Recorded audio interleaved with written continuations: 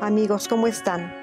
Nosotros con muchísimo gusto de estar otra vez con ustedes en las lecciones de cielo y teniendo aquí al doctor Tomasini con nosotros. Elvi. ¿Cómo está, doctor? Buenas noches. Buenas noches a todos.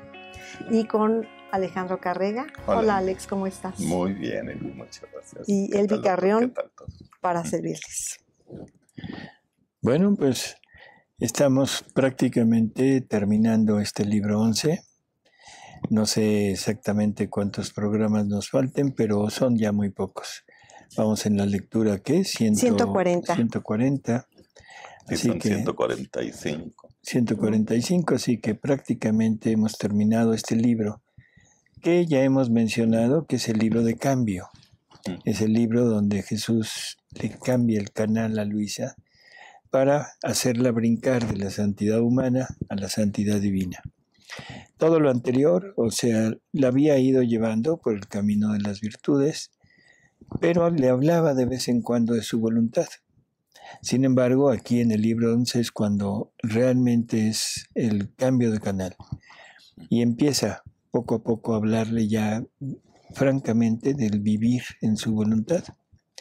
El libro 12, que es el que vamos a empezar, probablemente en 1 o 2 programas, es un libro muy interesante porque es el acopio de todas las verdades de la divina voluntad. ¡Ay, qué interesante! Ahí está prácticamente todo, muy concentrado, muy conciso, es como un telegrama, que después va a ir desarrollando a través de los diferentes libros hasta el 24, que es cuando Jesús le dice, bueno, ahora sí, todo lo que hemos hecho hasta ahora es una recopilación de verdades y de aquí en adelante vamos a construir este reino. Así que bueno, estamos a punto de empezar. Claro que Así sí. que vamos a terminar este libro. No? Y ese ha sido muy interesante, ¿no, doctor? Porque como usted dice, fue del cambio y de las virtudes ya Dios, Jesús nos empezó a comunicar a través de Luisa sobre sus atributos, ¿no? Y las primeras instrucciones para empezar a vivir en su divina voluntad. Así es, o sea, ese caminar poco a poco junto con Él, para irnos adentrando cada vez más. Exacto, ¿no? Sus indicaciones de cómo orar, de cómo tomar la comunión, muchas instrucciones muy bonitas, ¿no? Así es. Bueno, pues adelante. Muy bien, es el 1140 de diciembre 14 de 1916. Jesús durmió y obró para dar a las almas el verdadero reposo en Dios. Estaba ofreciendo mi sueño a Jesús, diciéndole, tomo tu sueño y lo hago mío, y durmiendo con tu sueño, quiero darte el contento como si otro Jesús durmiera. Y sin dejarme terminar lo que quería decirle, él me dijo. Espérenme, porque esto es curioso y al mismo tiempo importante. O sea, todas las acciones de la persona que quiere vivir en la divina voluntad deben estar sumergidas en la divina voluntad y unidas a los actos de Jesús que Él hizo en la divina voluntad. Todos los actos, incluso el sueño es un acto. Por lo tanto, lo podemos sumergir en la divina voluntad y entonces el sueño se vuelve un acto de reparación, un acto de amor, un acto de alabanza, un acto donde se le está dando al Creador todo lo que toda la humanidad debería de haberle dado en el sueño. ¿Sí? Y donde la vida de Jesús se repite en cada, instante de aquel dormir. Así que realmente es interesante esto. Jesús reposa en la divina voluntad, el alma debería de reposar en la divina voluntad y entonces obtendríamos el verdadero reposo, no el reposo humano, sino el reposo divino. El reposarnos nosotros en Él y Él en nosotros, ¿verdad? Así es, y haciendo lo mismo que hacía Él en el sueño. Es que siempre hemos hablado de que el vivir en la divina voluntad, primero se requiere el conocimiento de Jesús. Necesitamos conocer a Jesús. Pero un Jesús que Él es el Verbo eterno.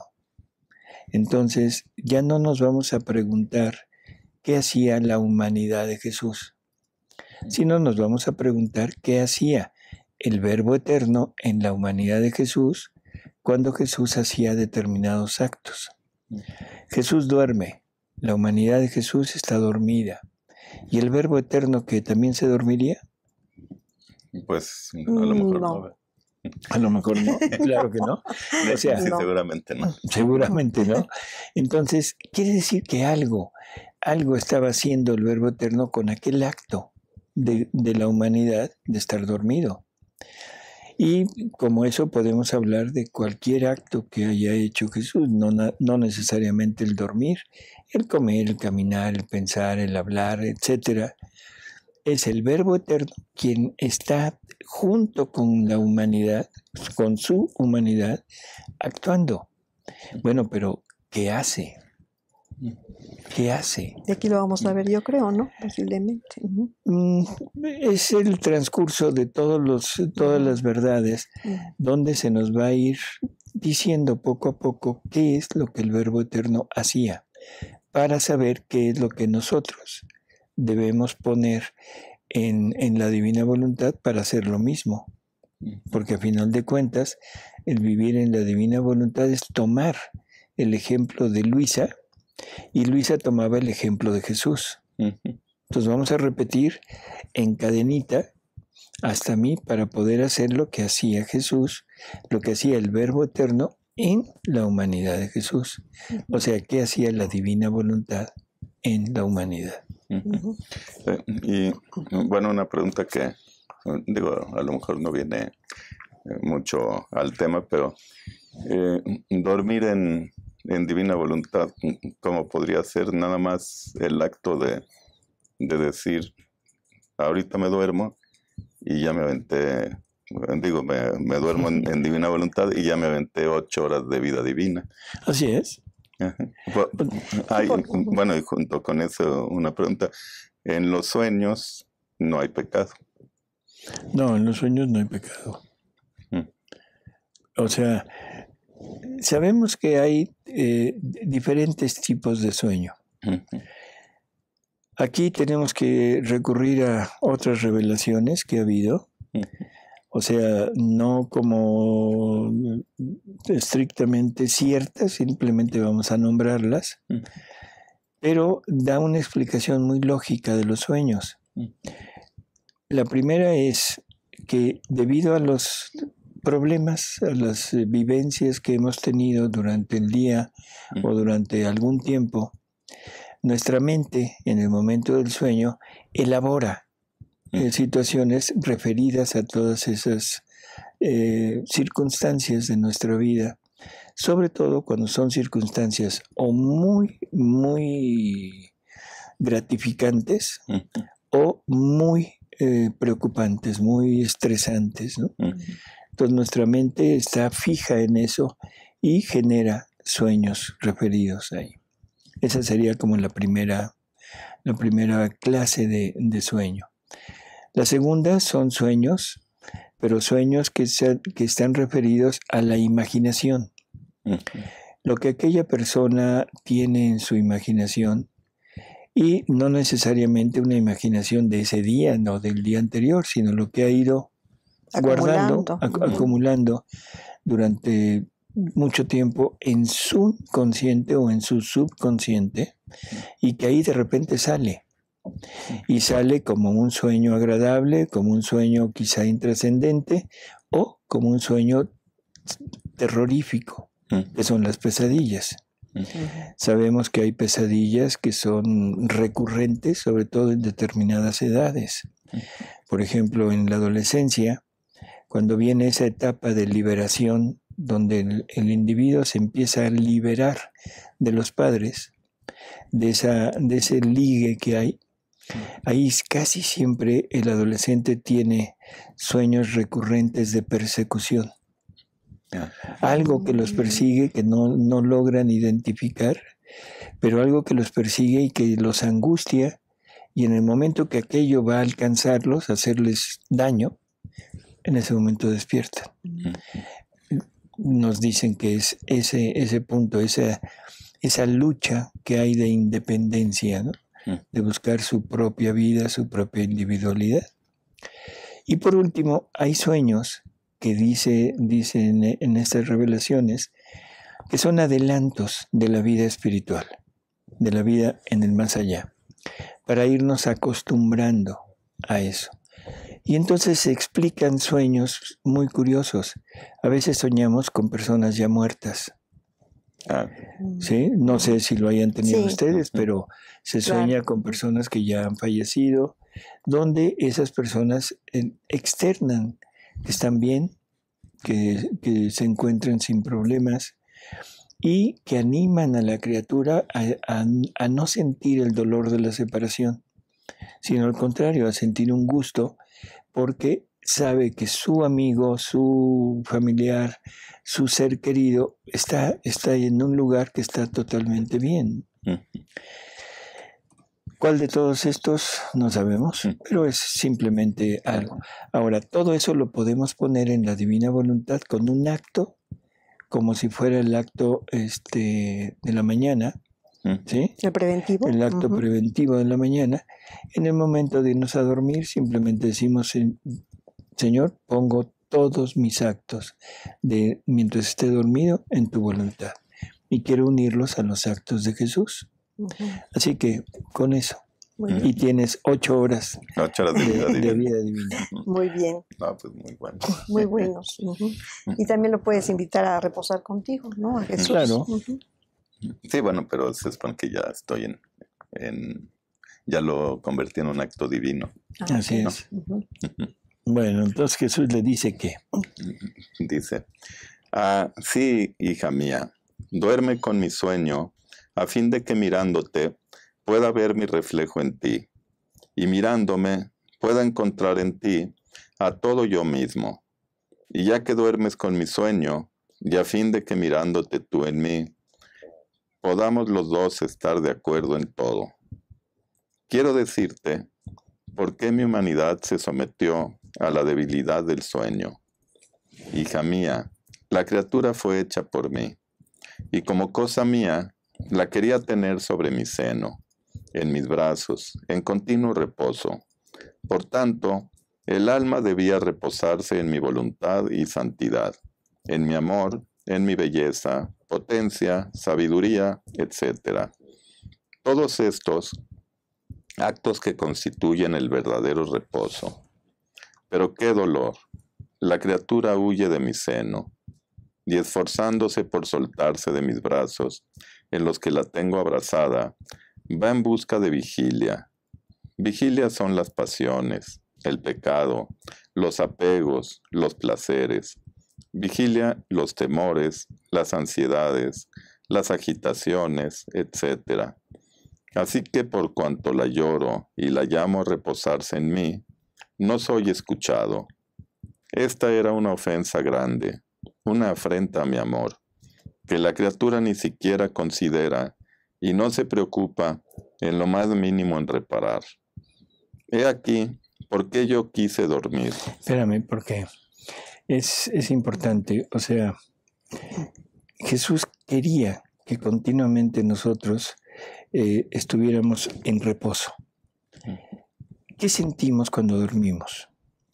O sea, prácticamente nos aislamos de todas las preocupaciones, de todos los afanes del día a día. Y en cierta manera podemos reposar si es que no vienen esos sueños que están involucrados con la realidad. Pero de todas maneras reposamos, nos sentimos descansados, nos sentimos aliviados. Y así es como Jesús quería que viviéramos, siempre reposando en Él. Y en ese reposo no habría preocupaciones, no habría ningún afán, ninguna ansiedad, ningún temor, porque estaríamos con Él, que es el Todopoderoso, es nuestro Creador, y esa es nuestra verdadera vida, el vivir unido con Él. No quisimos vivir ahí, quisimos esta vigilia, o sea, estar en estado de vigilia, en estado alerta, despiertos, pero el estar despiertos quiere decir estar fuera de ese Jesús. Y por eso habla de temores, de insidias, de preocupaciones, de pecado, ¿sí? Y eso es lo que nos causa una continua, ¿cómo diríamos?, insatisfacción de la vida, una continua inquietud que no nos permite en un momento dado poner toda nuestra atención en Él, sino que estamos siempre tratando de ver el mundo y a veces lo vemos a Él o lo vemos a Él para que nos ayude a lidiar con el mundo, pero no queremos dejárselo a Él. Queremos nosotros estar ahí haciendo y nada más le pedimos, oye, ayúdame. Pero a la hora que Él quiere ayudar, nosotros nos entrometemos en su trabajo. Entonces es interesante este punto de que Él quería que viviéramos continuamente en reposo. ¿Sí? A ver, ¿qué más sigue? Dice, he aquí por qué yo quise dormir, para dar la satisfacción al Padre del reposo que no toman las almas en Él. Y no quiere decir sueño. Sí, reposo. Sino quiere decir reposo, el reposo continuo que deberíamos de tener en Dios. ¿Sí? Sí, estaba pensando eso, que se me ocurre que a lo mejor los sueños son para darnos paz. Como que cuando tenemos exceso de algo, puede ser de alegría o puede ser exceso de miedo o exceso de... A lo mejor por eso viene un sueño, para que saquemos ese exceso y reposemos en Dios. Pues podría ser, o sea, siempre y cuando al despertar estuviéramos tranquilos. Sí. O sea, pero casi siempre las pesadillas nos dejan todavía con más un inquietos. Estado de inquietud, ¿no? Pero cuando despierta uno dice, ay, no era cierto. Qué bueno que esto ya se fue. Así es, eso sí es cierto. Reposo que no toman las almas en Él, correspondiéndole por todos. Y mientras reposaba, impetraba para todos el verdadero reposo, haciéndome yo vigilante de cada corazón para librarlo de la vigilia de la culpa. Y amo tanto este reposo de la criatura en mí, que no solo quise dormir, sino que quise caminar para darle reposo a sus pies, obrar para darle reposo a sus manos, latir, amar, para darle el reposo al corazón. En suma, quise hacer todo para hacer que el alma hiciera todo en mí y tomara reposo, y yo hiciera todo por ella, siempre y cuando la tuviera al seguro en mí. Bueno, así que este es el motivo por el cual Jesús toma el reposo y nosotros deberíamos de unirnos en la divina voluntad a ese reposo. Así que todas las noches cuando vayamos a dormirnos, pues vamos a ponernos en presencia de Él y a pedir que la divina voluntad venga a dormir en nosotros, a reposar en nosotros, para reposarnos en el reposo de Jesús. Exacto, que sea mutuo, ¿verdad? Así es. Muy bien. La siguiente es 1141 de diciembre 22 de 1916. Todo lo que el alma hace en la voluntad de Dios, Jesús lo hace junto con el alma. Habiendo recibido la comunión, estaba uniéndome toda con Jesús y fundiéndome toda en su querer. Y le decía, yo no sé hacer nada ni decir nada. Por eso siento la gran necesidad de hacer lo que haces tú y repetir tus mismas palabras. En tu querer encuentro presentes y como en acto, los actos que tú mismo hiciste al recibirte sacramentado.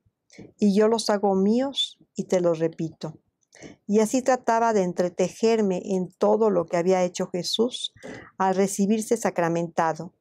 Y mientras esto hacía, me dijo, hija mía, quien hace mi voluntad y todo lo que hace, lo hace en mi querer, me obliga a hacer junto con ella lo que ella hace.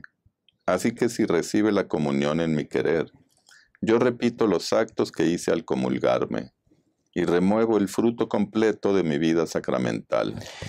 Espérame tantito porque hay muchas, ¿cómo diríamos?, malas interpretaciones de este vivir en la divina voluntad. Y esta es una de ellas. O sea, se dice que el alma ya no hace nada y que todo es Jesús obrando en la criatura cuando ya vive plenamente en la divina voluntad.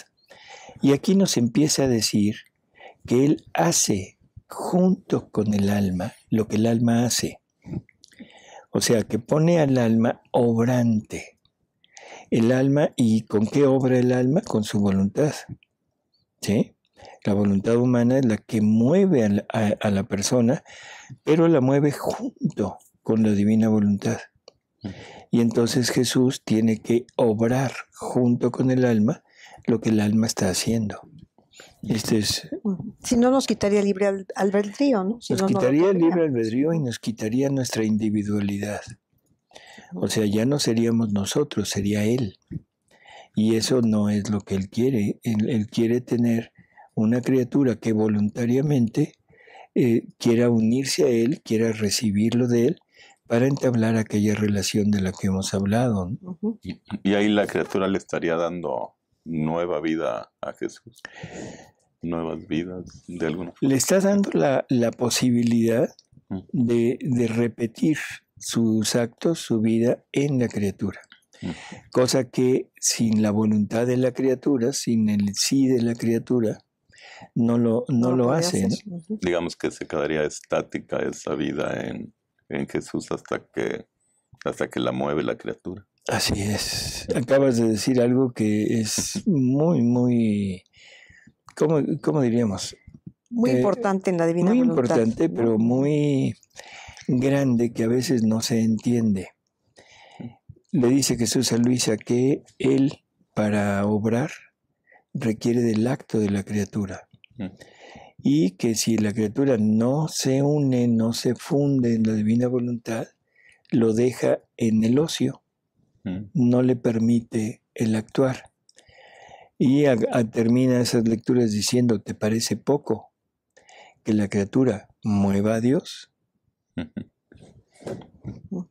¿no? Wow. Wow. Ya me perdí. Iba a empezar apenas, ¿verdad? Hija mía, quien hace mi voluntad y todo lo que hace lo hace en mi querer, me obliga a hacer junto con ella lo que ella hace. Así que si recibe la comunión en mi querer, yo repito los actos que hice al comulgarme y renuevo el fruto completo de mi vida sacramental. Ese es otro punto importante. No es nada más que lo haga, sino que renueva todo lo que ese acto logró. Y eso lo renueva a partir del acto de la criatura que se une a la divina voluntad. Y entonces Jesús le da a la criatura el mérito de haber renovado eso. Entonces ahora la criatura tiene los mismos méritos que obtuvo la humanidad del Verbo, o sea, de Jesús, y está ahora sí a la par con Él, porque está teniendo sus actos y los efectos de sus actos. Si reza en mi querer, yo rezo con ella y renuevo el fruto de mis oraciones. Si sufre, si obra, si habla en mi voluntad, yo sufro junto y renuevo el fruto de mis penas. Obro y hablo junto y renuevo el fruto de mis obras y palabras. Y así de todo lo demás. O sea, que esto es lo que decíamos. Es en el acto de la criatura, Jesús pone el suyo y se renueva lo que Él hizo. Y entonces todo el mérito de aquello se le da a la criatura como propio. Y aquí dice muy bien lo que usted nos acaba de explicar, de que la voluntad humana es unida a la de Jesús, porque aquí dice, obro y hablo junto y renuevo el fruto de mis obras y palabras, o sea, junto, ¿no? Así es. No dice yo lo hago por la criatura. No, sino es junto con la criatura. La criatura es la que pone el acto, la voluntad humana es la que pone el acto, y la voluntad divina le dota al alma, a la voluntad humana, con todo lo suyo, para que el acto sea prácticamente de la voluntad divina. Pero es la voluntad humana la que pone el acto. ¿Sí? Seguimos con la 11.142. de diciembre 30 de 1916. Cómo Jesús nos ha hecho libres en la voluntad y en el amor. Efectos de eso. Continuando mi estado, yo pensaba en las penas de mi amable Jesús y ofrecía mi martirio interior unido a las penas de Jesús. Y Él me ha dicho: Hija mía, los verdugos pudieron lacerar mi cuerpo, insultarme, pisotearme, etc., pero no pudieron tocar ni mi voluntad ni mi amor. Estos los quise libres, a fin de que como dos corrientes pudieran correr sin que ninguno pudiera impedirlas, vertiéndome para bien de todos, aun de los mismos enemigos. Oh, cómo triunfaba mi voluntad, mi amor, en medio de mis enemigos. Ellos me golpeaban con los flagelos, y yo golpeaba sus corazones con mi amor, y con mi voluntad los encadenaba. Ellos me pinchaban la cabeza con espinas, y mi amor encendía la luz en sus mentes para hacerme conocer. Ellos me abrían llagas, y mi amor sanaba las llagas de las almas de ellos.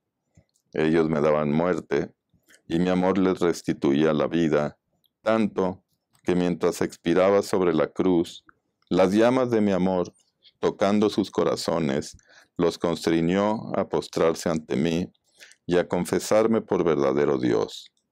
Nunca fui tan glorioso y triunfador como lo fui en las penas, en el curso de mi vida mortal, acá abajo. Ahora, hija mía, a mi semejanza, doté al alma de libertad en la voluntad y en el amor, de manera que los demás pueden adueñarse del obrar externo de la criatura, pero del obrar interior, de la voluntad y del amor, ninguno. Y yo mismo la quise libre en esto, a fin de que, libremente, no forzada, pudieran correr esta voluntad y este amor hacia mí, y sumergiéndose en mí, pudiera ofrecerme los actos más nobles y puros que la criatura puede darme. Y siendo yo libre y ella también, podemos verternos mutuamente y correr hacia el cielo para amar y glorificar al Padre, y morar juntos con la Trinidad Sacrosanta. A ver, yo creo que de todo esto, la parte quizá más importante, cuando menos así lo veo yo, es nos dio una voluntad libre. Y esa voluntad libre, ¿qué quiere decir? O sea, no nada más es el hecho de que puede optar, sí, por la vida junto con Dios o la vida sola, sino libre quiere decir es totalmente inmune a que alguien la pueda sojuzgar. Esto es, para mí es importantísimo.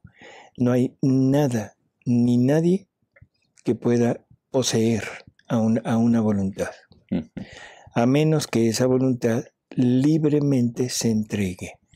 Y yo, se entregue, pero yo decía, ni estando en la divina voluntad, en el querer divino, dejamos de tener esa libertad. No. Jesús dice que nunca nos va a quitar el libre albedrío. O sea, siempre lo vamos a tener. Sí. Claro, ese libre albedrío siempre va a estar queriendo vivir ahí, sí, voluntariamente, ¿no? Sí, pero me refiero, por ejemplo, ahorita tenemos la opción de optar bien y optar mal, pero estando en el querer divino, todo lo que optemos va a ser optar bien. Para el bien, así es. Y ahí tenemos libertad. Por eso la verdad nos hará libres. Uh-huh. O sea, aquí tendríamos que hablar de libertad y de libre albedrío, aunque hemos acostumbrado a hacerlo como ponerlo a la par, como sinónimos, son totalmente diferentes, ¿no? O sea, el libre albedrío es la capacidad que Dios le otorga a la criatura de poder optar por una o por otra cosa. Es algo que Dios no tiene. Dios no tiene libre albedrío, ¿sí? Porque para usar el libre albedrío se requiere de dos opciones. Y entonces la pregunta sería, bueno, ¿entre qué escogió Dios? Sí, nosotros podemos escoger entre vivir con Dios y vivir sin Dios. Sin Dios. Él no puede Pero vivir Dios, sin Dios. tendría que haber existido, así hipotéticamente, tendría que haber existido otro principio que fuera el no Dios, que fuera también eterno, que fuera también infinito. Nada más que ahí ya choca. Dos infinitos no hay forma de poderlos conjuntar, pero bueno. Y para que Dios pudiera optar por ser Dios, o se pasa del otro lado. Y eso no existe. Por lo tanto, Dios es. Nada más. El libre albedrío se le da a la criatura para que pueda escoger. Pero Dios no escogió entre nada. Dios es. La libertad no es escoger, porque Dios es libre. Por lo tanto, si Dios no puede escoger, entonces la palabra libertad en Dios no entra. ¿Sí? Entonces, ¿qué es libertad? Es poder vivir en ese ambiente divino, en ese ambiente de los atributos divinos, que no sé cómo expresarlo. Es el bien supremo, en donde no hay la más mínima mancha de mal, de carencia, de infelicidad, de odio, de nada. Entonces, vivir en libertad es vivir en el ambiente divino, que son todos los atributos de Dios, sin tener ni la más mínima huella de algo que cause infelicidad, que sería la carencia, que sería el desamor, que sería la intranquilidad, el querer tener algo y no tenerlo al alcance, ¿no? Así que hay que poner esto en, pues no sé, en tela de juicio para entender que la libertad es diferente del libre albedrío. Sí, Pero cuando el alma, bueno, cuando ya se consuma todo en Dios, en el divino querer, ya es la consumación total en que el alma quiere lo que quiere Dios y Dios quiere lo que quiere el alma, pero no porque... no porque sea obligado. No, exactamente, no porque sea obligado, porque Dios diga, bueno, vas a pensar como yo quiero que pienses, no, sino porque ya el alma ya se hizo tal como Dios, que ya piensa, quiere ya lo mismo, adoptó. Ya adoptó la voluntad divina. Así es, y ya como todo propio. lo quieren los dos, lo que quiere Dios lo quiere el alma, y lo que el alma quiere, lo quiere Dios, ¿no? Y por eso es que su santidad Benedicto XVI dice que cuando el hombre adopte la voluntad divina como voluntad propia, en ese momento el hombre llega a ser hombre y se hace divino. O sea, es el punto final de este periodo de creación del hombre, ¿no? Porque estamos en ese proceso. ¿No? Sí. Que realmente sería quitarnos lo que nos estorba. Así es. Porque así no es tanto como renuncia a lo tuyo. No, renuncia a lo que te estorba. Exacto. Para ser tú. Dice, correr hacia la tierra para hacer el bien a todos, correr en los corazones de todos para golpearlos de amor, y con la voluntad de encadenarlos y hacer de ella una conquista. Así que dote más grande no podía dar a la criatura. Pero ¿dónde la criatura puede hacer desahogo de esta libre voluntad y de este amor? En el sufrir. En el sufrir el amor crece, se engrandece la voluntad, y como reina se rige a sí misma. Ata mi corazón, y sus penas como corona me circundan, me apiadan y me hago dominar. Así que no sé resistir a las penas de un alma amante. Y como reina la tengo a mi lado, y es tanto el dominio de esta criatura en las penas, que le hacen adquirir modos nobles, dignos, insinuantes, heroicos, desinteresados, semejantes a mis modos, que las demás criaturas hacen competencia para hacerse dominar por esta alma. Y por cuanto más el alma obra conmigo, está unida conmigo, se funde en mí, tanto más me siento absorbido por el alma. Así que conforme piensa, me siento absorber mi pensamiento en su mente. Conforme mira, conforme habla, conforme respira. Así me siento absorber la mirada, la voz, el respiro, la acción, el paso, el latido, todo me absorbe. Y mientras me absorbe, hace siempre adquisición de mis modos, de mi semejanza. ¡Qué maravilla! ¡Qué maravilla! Sí. ¡Qué maravilla! O sea que en cualquier acto que hagamos, viviendo en este ambiente, estamos absorbiéndolo. La palabra absorber es curiosa porque es un traer, no es un invitar, no es un decir pasa, sino es un absorber, o sea, te vienes, no hay de otra, ¿no? Y eso es lo que estamos haciendo con Jesús al tener su voluntad. O sea, mi mirada absorbe la mirada de Jesús y entonces miro con la mirada de Jesús. Mi palabra absorbe la palabra de Jesús y empiezo a hablar con la palabra de Él. Y así por el estilo. Esta es la verdadera fusión. Pero, repito, y vuelvo otra vez a insistir, es el alma haciéndolo. El alma haciéndolo. No quedando inerte, quedando como muerta, no. Sino el alma obrando. Claro. Maravilloso, de veras maravilloso. Estas lecturas son del 11, pero son... ¡Wow! Son del 100. Son del 100, exactamente. Del 110, ¿no? O del 1000. Faltó un cero. Sí, quién sabe. No podríamos numerar. Sí. Sí, ya nada más falta para terminar. Dice, de mis modos, de mi semejanza, y yo voy continuamente mirándome en ella y me encuentro a mí mismo. Ahí lo dice, me encuentro a mí mismo. Pues amigos, con esta lectura damos por terminado este programa, pero ojalá que lo que siempre decimos, ojalá lo repasen, lo asimilen, lo sientan, lo vivan y que vibren junto con la Divina Voluntad, porque la Divina Voluntad vibra de gusto cuando el alma lo hace. Así que adelante.